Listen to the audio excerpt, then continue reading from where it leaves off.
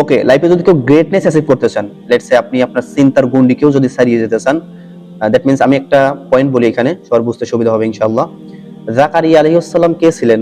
এটা as a মুসলিম আমরা সবাই জানি, তিনি আল্লাহর একজন নবী ছিলেন।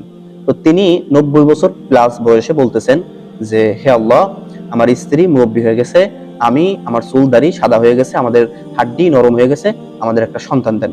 চিন্তা করেন, এই বয়সে আল্লাহ সুবহানাহু ওয়া তাআলার কাছে সন্তান চাচ্ছেন। আমাদের প্রজন্ম কিংবা আমাদের এই সভ্যতা এটা চিন্তা করতে পারবে? এটা অসম্ভব। এবং আল্লাহ তাকে দিয়েছেন, এবং যাকে দিয়েছেন তিনি কে? তিনি একজন নবী, ইয়াহইয়া আলাইহিস সালাম। তো তিনি চাচ্ছেন, কেন চাইলেন? কারণ তার সামর্থ্য নাই, এটা সে জানা আছে, তার জানা আছে, কিন্তু চাচ্ছেন কেন চাইলেন? কারণ আমার রব আল্লাহ তিনি অসীম ক্ষমতাবান, তিনি অসীম দয়ালু, তিনি দিতে পারেন।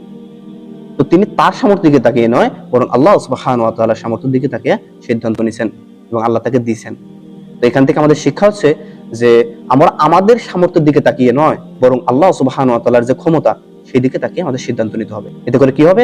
আমাদের যে চিন্তার গণ্ডি, আমাদের যে ডেস্টিনি, এটা আরো প্রসার হবে, আরো বড় হবে। তো যেটা বলতেছিলাম, যে আপনি যদি আপনার লাইফের যে গ্রেটনেস অ্যাচিভ করতে চান, অথবা আপনার চিন্তার গণ্ডিকেও আপনি ছাড়িয়ে যেতে চান, তাহলে আপনার ফোকাস ঠিক করতে হবে। আর ফোকাস ঠিক করার আগে আপনার লাইফের গোল ঠিক করতে হবে। আর এই ফোকাস গোল সম্পর্কে আমি একটা পয়েন্ট বলতেছি। আর এই ফোকাস আপনি এই ফেসবুকের মাধ্যমে পাবেন না, এখানে পড়ে থাকলে পাবেন না। কারণ এই পুরো ফিচার এমন ভাবে সাজানো যেন আপনি ঘন্টার পর ঘন্টা এখানে শেষ করতে পারেন। এটা আপনার ফোকাস ঠিক করার জন্য নয়, আপনার ফোকাস নষ্ট করার জন্য এটা তৈরি। অসংখ্য বিজ্ঞানীরা এটা নিয়ে পড়ে আছে, আপনার ডোপামিন যেন বেশি রিলিজ করতে পারে। এটাই কারণে আমি ব্যক্তিগতভাবে এটা আমল করার চেষ্টা করি, যে কোনো বিশেষ প্রয়োজন হলে আমি কোনো পোস্ট দেওয়া বা বিশেষ প্রয়োজন হলে আমি ঢুকি, আর বের হয়ে যাওয়ার চেষ্টা করি। কিন্তু আমার এমন হয় যে আমি ঢুকছি, আধা ঘন্টা শেষ হয়ে গেছে, 1 ঘন্টা শেষ হয়ে গেছে, আর বের হতে পারিনি, কি উদ্দেশ্যে আসছিলাম সেটাও মনে নেই। এটা বাস্তবতা। কারণ আমাদের ব্রেইন, আমি তো হিউম্যান বিং, আমি তো মানুষ, তো আমার ব্রেইন চাচ্ছে শান্তি, সে চাই মজা। তো আমি যখন ফেসবুকে ঢুকছি, পুরো ফিচার তো এখানে ডোপামিনে ভরা, একদম ডোপামিনের বন্যা বয়ে যাচ্ছে এখানে ঢুকলে। তো সে ওখানে পড়ে আছে, আর বের হতে চাচ্ছে না। এটা বাস্তবতা। অতএব আপনি যদি এই ফেসবুককে দাস না বানাইতে পারেন, আপনি যদি ফেসবুকের দাস হয়ে থাকেন, তাহলে আপনার লাইফের গোলও ঠিক করতে পারবেন না, ফোকাস তো অনেক পরের কথা, ফোকাসও ঠিক হবে না। আর গোল সম্পর্কে যেটা বলতে চাইলাম, সেটা হচ্ছে যে গোল সম্পর্কে আল্লাহ সুবহানাহু ওয়া তাআলা একটা পয়েন্ট বলছে, আমি বলে দিই একটু।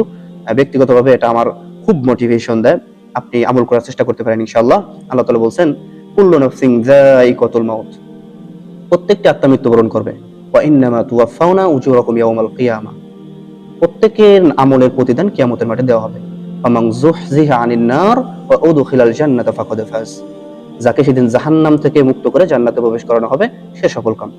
এই যে আমার লাইফের গোল, আমার লাইফের ডেস্টিনি, যে জাহান্নাম থেকে মুক্ত হয়ে জান্নাতে প্রবেশ করা, এটা আমার লাইফের গোল। এবং একা যাব না, অসংখ্য মানুষকে নিয়ে সাথে যাব ইনশাআল্লাহ।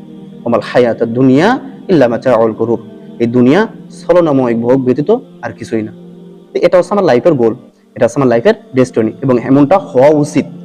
এজ এ মানুষ, এজ এ ম্যান, এমনটাই হওয়া উচিত। So you correct your focus, you correct your goal. আল্লাহ ব্লেস ইউ।